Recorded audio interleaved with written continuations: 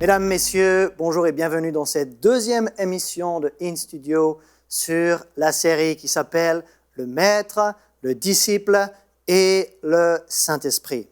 Dans la première émission, nous avions parlé de l'Esprit en nous, qui est aussi appelé la nouvelle naissance.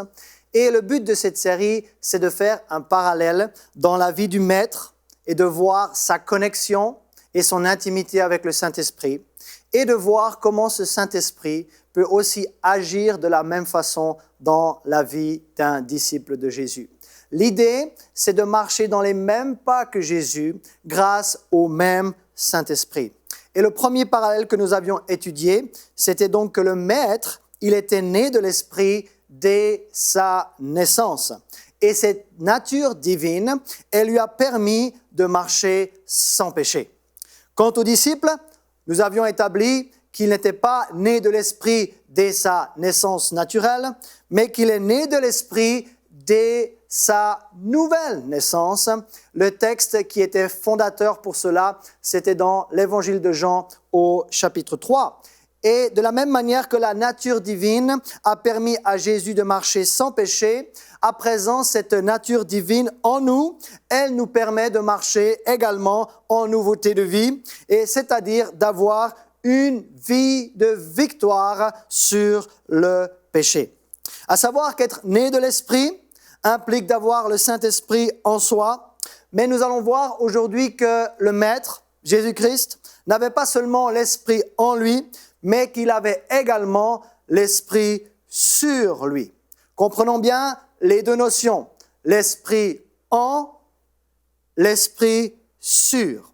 Et pour établir cette vérité, alors chaque fois nous allons d'abord voir dans la vie du Maître, et ensuite nous allons voir comment est-ce que le disciple peut marcher également dans cette réalité. Et nous allons lire dans l'Évangile de Matthieu, Matthieu chapitre 3, et les versets qui vont nous intéresser sont les versets 13 au verset 17. Matthieu chapitre 3, versets 13 jusqu'à 17. Alors, Jésus vint de la Galilée au Jourdain vers Jean pour être baptisé par lui. Mais Jean s'y opposait en disant « C'est moi qui ai besoin d'être baptisé par toi, et tu viens à moi ?» Jésus lui répondit « Laisse faire maintenant, car il est convenable que nous accomplissions ainsi tout ce qui est juste. » Et Jean ne lui résista plus. Verset 16. Dès que Jésus eut été baptisé, il sortit de l'eau. Et voici, les cieux s'ouvrirent, et il vit l'Esprit de Dieu descendre comme une colombe et venir où? Est-ce que l'Esprit est venu en lui, ou est-ce que l'Esprit est venu sur lui? La réponse, elle est dans le texte au verset 16. L'Esprit de Dieu, il est descendu, cet Esprit est descendu comme une colombe, et cet Esprit est venu sur lui. Pourquoi est-ce que l'Esprit vient sur lui et pas en lui? Parce qu'il avait déjà l'Esprit en lui, puisque le concepteur de sa naissance, c'était par la vertu du Saint-Esprit.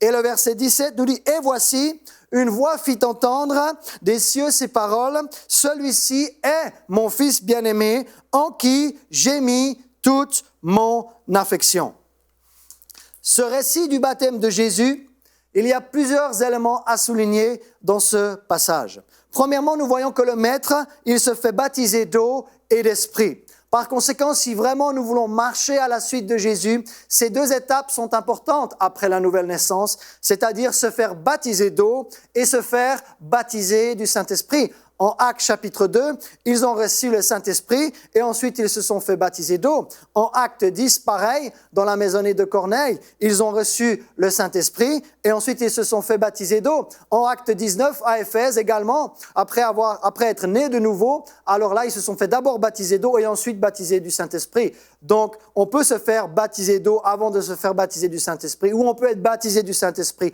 avant de se faire baptiser d'eau, mais dans les deux cas, la nouvelle naissance est obligatoire. Et dans le baptême de Jésus, ça annonce aussi la fin du ministère de Jean-Baptiste et le début du ministère du Seigneur Jésus-Christ. En réalité, c'est comme si Jean-Baptiste est en train de propulser Jésus dans son ministère. On voit ça à travers l'Ancien Testament aussi. Moïse, Josué, David, Salomon, Élie, Élisée, Paul, Timothée, Jean-Baptiste, Jésus, les disciples. Il y a comme eu un transfert de sacerdoce, un transfert de ministère entre Jean-Baptiste et Jésus. Et notons également que Jésus n'est pas allé affronter le diable dans le désert sans être en règle avec l'autorité de son Père. Donc il y a de l'autorité dans la soumission. Il a insisté pour se faire baptiser par Jean-Baptiste parce qu'il savait qu'il ne pouvait pas aller confronter le diable s'il n'était pas en règle avec l'autorité paternelle. Et notons également que Jésus n'a fait aucun miracle jusqu'à être revêtu au moment où il reçoit l'Esprit sur lui. Il n'y a pas de signe, il n'y a pas de prodige, il n'y a pas de miracle dans la vie du Seigneur jusqu'à ce moment-là. C'est seulement à partir du moment où il reçoit l'Esprit sur lui que nous allons voir vraiment des choses surnaturelles se manifester dans la vie du Maître. Alors nous sommes ses disciples. Et le Maître a désormais, si l'on veut, une longueur d'avance sur nous. Il était né de l'Esprit dès sa naissance. Nous avions besoin de le rattraper, entre guillemets, parce que nous n'étions pas nés de l'Esprit dès notre naissance. Nous avions besoin d'être nés de nouveau. Donc là, nous sommes sur le même niveau que lui. Il est né de l'Esprit. Grâce à la nouvelle naissance, nous sommes nés de l'Esprit également. Mais maintenant, le Seigneur, le Maître, il va prendre une longueur d'avance parce que là, il est en train de vivre une deuxième expérience. Pas une seconde, mais une deuxième, parce qu'il y en aura d'autres, une deuxième expérience avec le Saint-Esprit.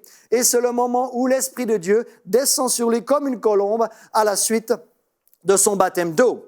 Donc désormais, Jésus a l'Esprit en lui. Il est né de l'Esprit, mais il a également l'Esprit sur lui. Il est rempli de l'Esprit. Alors maintenant, la grande question, c'est la suivante. Est-ce possible pour un disciple de Jésus d'avoir non seulement l'Esprit en soi, mais également l'Esprit sur soi? Alors, la meilleure réponse, c'est de lire les paroles du Seigneur lui-même. Et Jésus nous parle de ces deux réalités. Il nous parle des deux réalités que lui-même a vécues et il va poursuivre et expliquer que nous pouvons également, nous, en tant que ses disciples, vivre l'Esprit en nous, que nous avions vu dans la première émission. Et dans cette deuxième émission, nous voulons établir que non seulement Jésus a vécu l'Esprit sur lui, mais que nous également, en tant que ses disciples, nous pouvons avoir cette expérience avec l'Esprit de Dieu. Donc tout d'abord, l'Esprit en nous, c'était dans l'Évangile de Jean, Jean chapitre 14, verset 17, l'Esprit de vérité que le monde ne peut recevoir, parce qu'il ne le voit point et ne le connaît point. Mais vous le connaissez, car il demeure avec vous et il sera en vous. Donc en Jean chapitre 3, Jésus enseignait sur la nouvelle naissance. Ici en Jean chapitre 14, verset 17, Jésus reprend ce qui avait été prophétisé dans Ézéchiel, que le Saint-Esprit allait être en nous. Mais le nom de cette expérience, nous l'avions établi que c'était la nouvelle naissance ou être né de l'Esprit. Et pour cette première expérience que nous avions vue dans la première émission, Jésus utilise une image, il nous donne l'image d'un puits. Et cette image d'un puits, elle est en Jean chapitre 4, verset 14. « Mais celui qui boira de l'eau que je lui donnerai n'aura jamais soif. Et l'eau que je lui donnerai deviendra en lui. » À nouveau, en lui, une source d'eau qui jaillira jusque dans la vie éternelle. Et nous avions également dit que c'est cette nouvelle naissance qui nous permet également de recevoir la vie éternelle, raison pour laquelle cette source d'eau ou ce puits d'eau va jaillir jusque dans la vie éternelle. Maintenant, Jésus lui-même, celui qui a vécu l'Esprit en lui et l'Esprit sur lui, nous dit qu'en tant que ses disciples, non seulement nous pouvons vivre l'Esprit en nous, mais il nous dit également que nous pouvons vivre l'Esprit sur nous. Quelle bonne nouvelle! Donc là, il avait pris une longueur d'avance sur nous avec l'Esprit sur lui. Et maintenant, nous qui avons l'Esprit en nous, il nous dit que nous pouvons aussi expérimenter une autre réalité avec le Saint-Esprit, c'est celle d'avoir l'Esprit sur nous. Et il va relater ceci en Luc chapitre 24, verset 49, et il dit, « Et voici, j'enverrai sur vous. » Ah, il faut qu'on s'arrête un moment là. Parce que tout à l'heure, il a dit « l'Esprit en vous ». Mais là, il ne dit pas « et voici, j'enverrai en vous ». Non, il dit « et voici, j'enverrai sur vous ». Ce que mon Père a promis. Donc, l'Esprit sur nous, c'est une promesse du Père. Mais vous, restez dans la ville jusqu'à ce que vous soyez revêtus de la puissance d'en haut. Donc, il y a une autre expression pour le fait d'avoir l'Esprit sur nous, c'est le fait d'être revêtu de la puissance d'en haut. Il y a autre chose qu'il faut dire de ce texte. Habituellement, Jésus, il dit « Allez, allez, faites de toutes les nations des disciples ». Il dit « Allez, prêchez la bonne nouvelle à toute la création ». Mais là, en Luc 24, 49, il ne dit pas « Allez », il dit « Restez, restez dans la ville ». On va rester dans la ville jusqu'à quand, ils auraient pu se demander. Jusqu'à ce que vous soyez revêtus de la puissance d'en haut. Nous avions dit dans la première émission que le prophète qui avait prophétisé sur le fait d'avoir l'Esprit en nous, c'était le prophète Ézéchiel. Et Jésus a enseigné sur la nouvelle naissance en Jean 3. Mais l'Esprit sur nous, non seulement Jésus nous parle de cette promesse du Père dans l'évangile de Luc, mais l'Esprit sur nous a aussi été annoncé dans l'Ancien Testament. Ce n'est pas Ézéchiel, mais c'est un autre prophète qui s'appelle Joël. Et Joël chapitre 2, verset 28, il est écrit ceci. « Après cela, je répandrai mon esprit. » Ézéchiel disait « en », mais Joël ne dit pas « en ». Joël dit « esprit sur toute chair ». Quelle bonne nouvelle! Dans l'Ancien Testament, il y avait principalement le roi, le sacrificateur et le prophète qui avaient l'Esprit sur eux. Mais dans la Nouvelle Alliance, Joël est en train de dire que dans la Nouvelle Alliance, le Saint-Esprit va venir sur toute chair.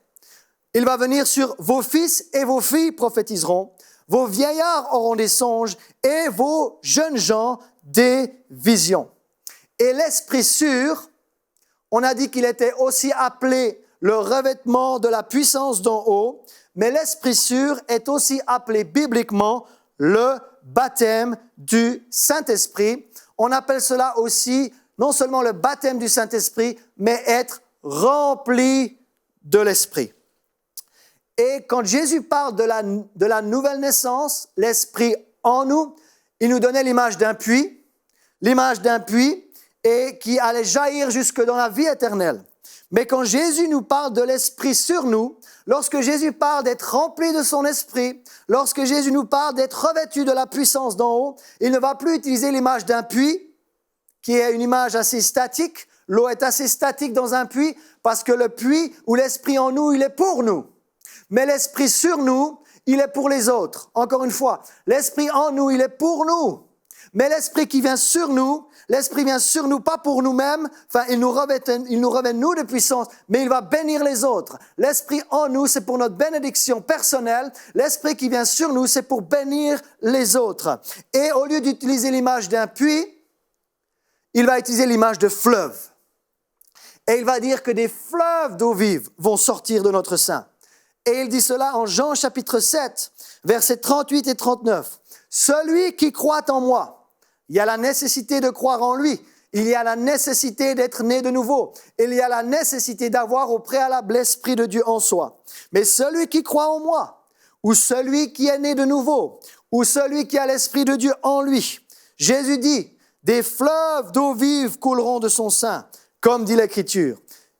Il dit cela de quoi? Ces fleuves d'eau vive sont l'illustration de quoi?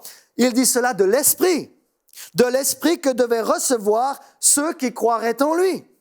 Car l'Esprit n'était pas encore, parce que Jésus n'avait pas encore été glorifié.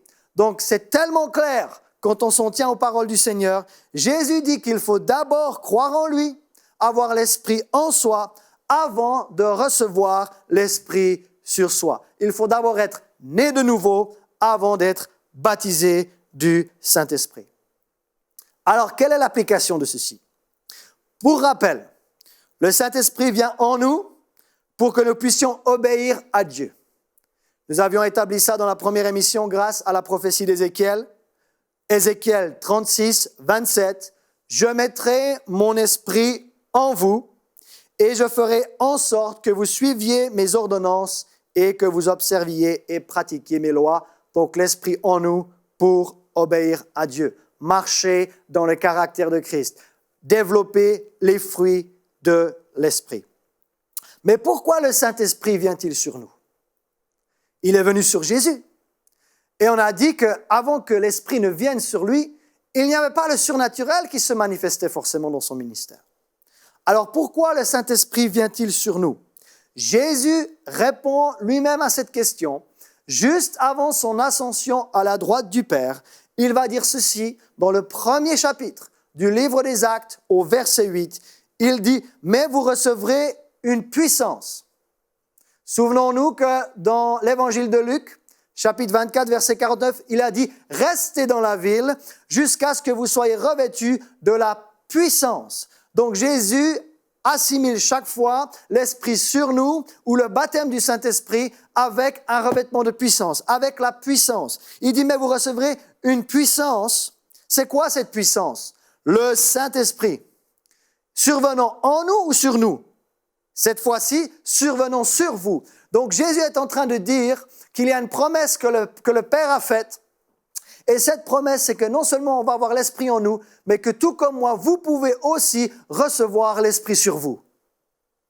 Et vous serez mes témoins à Jérusalem, dans la Judée, dans la Samarie et jusqu'aux extrémités de la terre.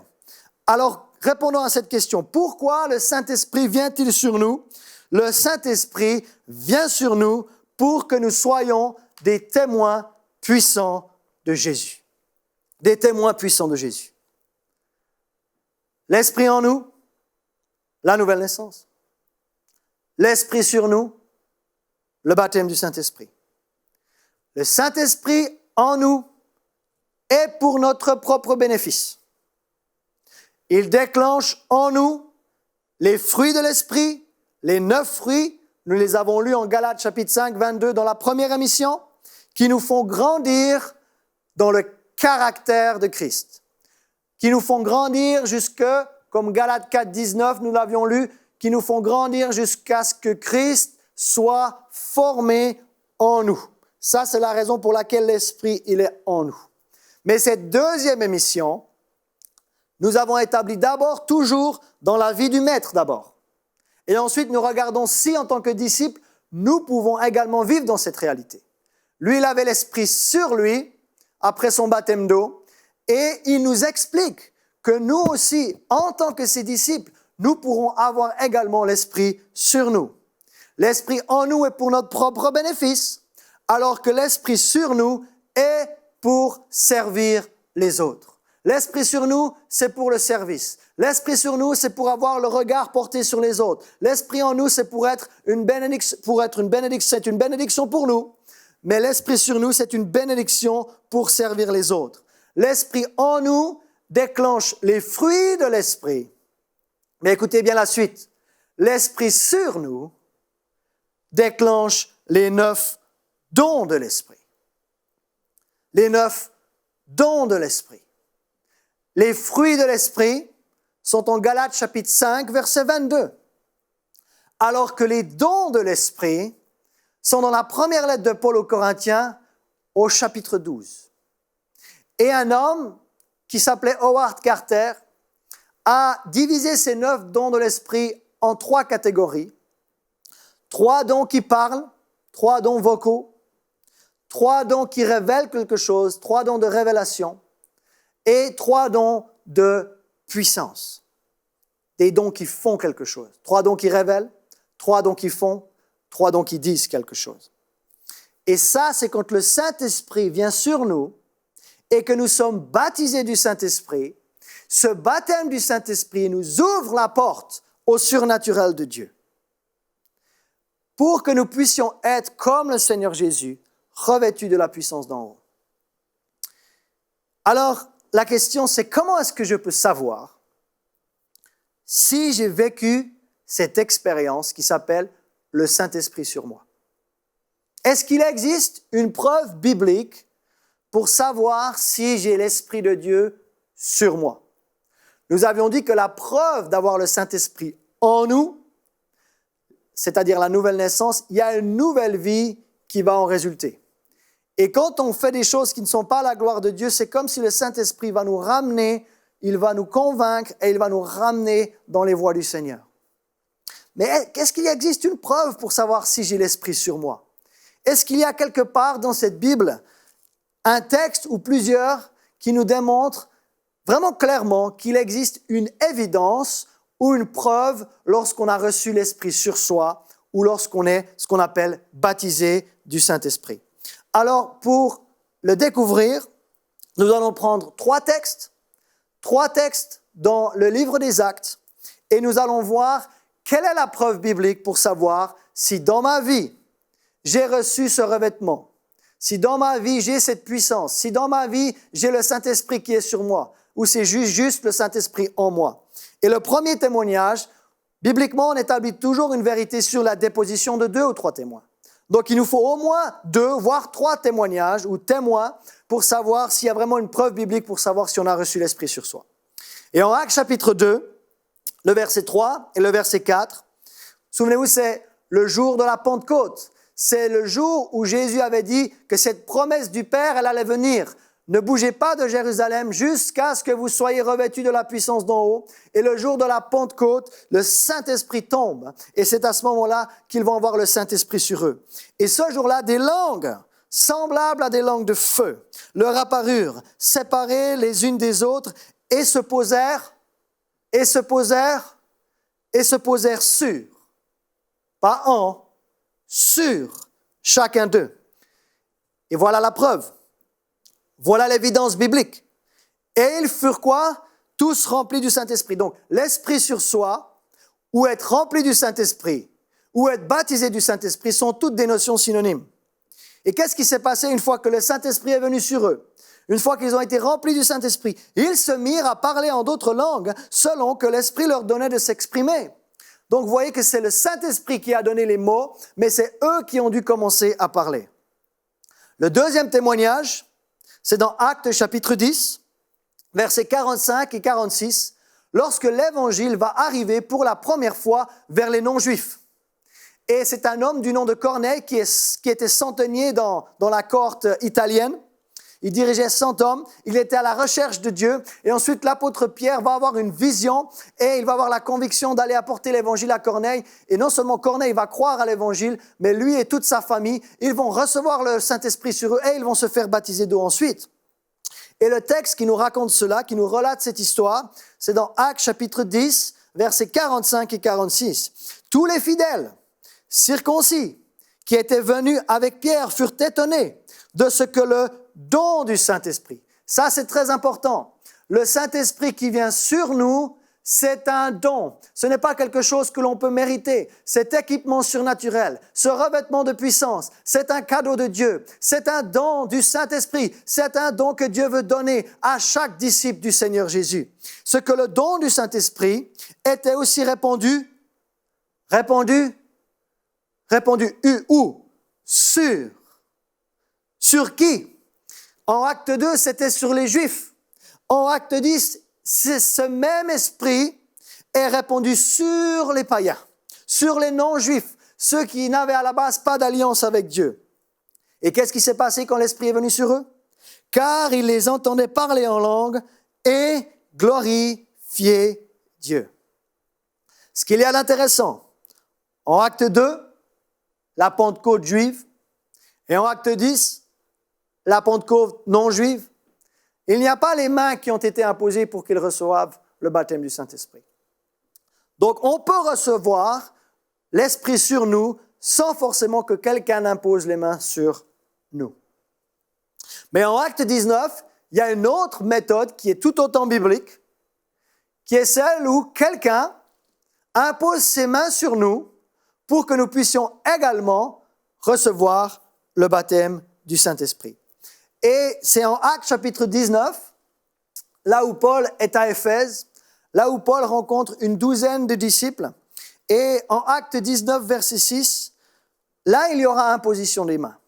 Donc, il y a deux méthodes totalement bibliques pour recevoir l'Esprit sur nous. Il y a une méthode qui est sans imposition des mains et il y a une méthode qui est avec imposition des mains. Personnellement, j'ai reçu le baptême du Saint-Esprit avec imposition des mains et j'ai reçu le baptême du Saint-Esprit avant d'être baptisé d'eau, ce qui est aussi biblique. En revanche, ici, en Actes 19, verset 6, ils vont d'abord être baptisés d'eau et ensuite ils vont être baptisés du Saint-Esprit. Avec Corneille et sa maisonnée, ils ont d'abord été baptisés du Saint-Esprit et ensuite baptisés d'eau. Donc les deux sont bibliques. Il n'y a pas un ordre préétabli, mais à nouveau, l'Esprit en nous, la nouvelle naissance, le salut, c'est quelque chose qui est un prérequis avant d'être baptisé d'eau ou baptisé du Saint-Esprit d'un point de vue des Écritures. Et ce troisième témoignage, laissez-moi lire ce texte pour terminer. Acte 19, verset 6. Lorsque Paul leur eut imposé les mains. Donc là, il y a imposition des mains sur ces 12 disciples qui étaient à Éphèse. C'est les mêmes disciples dans la première émission où Paul a dit « Avez-vous reçu le Saint-Esprit lorsque vous avez cru ?» Ils ont dit « Mais on n'a même pas entendu dire qu'il y a un Saint-Esprit. » Vous voyez aussi, on ne prêche pas ces choses. Comment pouvons-nous avoir la foi pour recevoir? Et ici, Paul leur a parlé du baptême du Saint-Esprit. Lorsque Paul leur a imposé les mains, le Saint-Esprit vint où?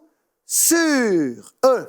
La deuxième expérience que le Maître a faite avec le Saint-Esprit, ils vont l'expérimenter ici à Éphèse. Et ils quoi?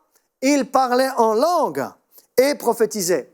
Donc là, on a 3 témoignages dans le livre des Actes qui nous dit que quand l'Esprit vient sur nous, il y a un témoignage extérieur, il y a une évidence, il y a une preuve biblique, c'est quand on commence à parler en d'autres langues. On peut le recevoir sans imposition des mains, comme dans Acte 2, comme dans Acte 10, ou on peut le recevoir avec imposition des mains. Paul leur a imposé les mains. Ça, c'était le rôle de Paul. Deuxièmement, le rôle du Saint-Esprit, c'est que le Saint-Esprit est venu sur eux.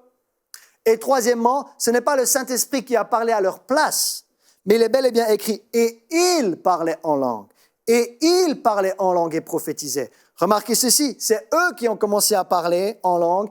Et de cette prière en langue, il y a un don de l'Esprit, parmi les 9 dons de l'Esprit de 1 Corinthiens 12, qui s'appelle la prophétie, et qui commence à se manifester dès leur baptême du Saint-Esprit. Donc, en raison de la distance qui nous sépare, je ne peux pas imposer mes mains sur vous pour que vous puissiez recevoir le baptême du Saint-Esprit. Mais, bibliquement, il est aussi possible de recevoir le baptême du Saint-Esprit sans imposition des mains. Et il faut être un enfant de Dieu et il faut le demander à son Père. Et il ne va pas nous donner un scorpion à la place, il ne va pas nous donner une pierre à la place, il va nous donner, et c'est un don de Dieu. Alors pour terminer, prions ensemble. Père éternel, je suis un enfant de Dieu. J'ai déjà vécu la nouvelle naissance. À présent, je te demande de tout mon cœur d'être baptisé du Saint-Esprit et d'être revêtu de cette puissance d'en haut. Parce que c'est la promesse du Père, non seulement pour la génération de l'Église primitive, mais pour toutes les générations. Je reçois maintenant ce don de ma vie et je commence à activer mes lèvres et je commence à parler en d'autres langues et à prophétiser dans le nom de Jésus. Soyez bénis.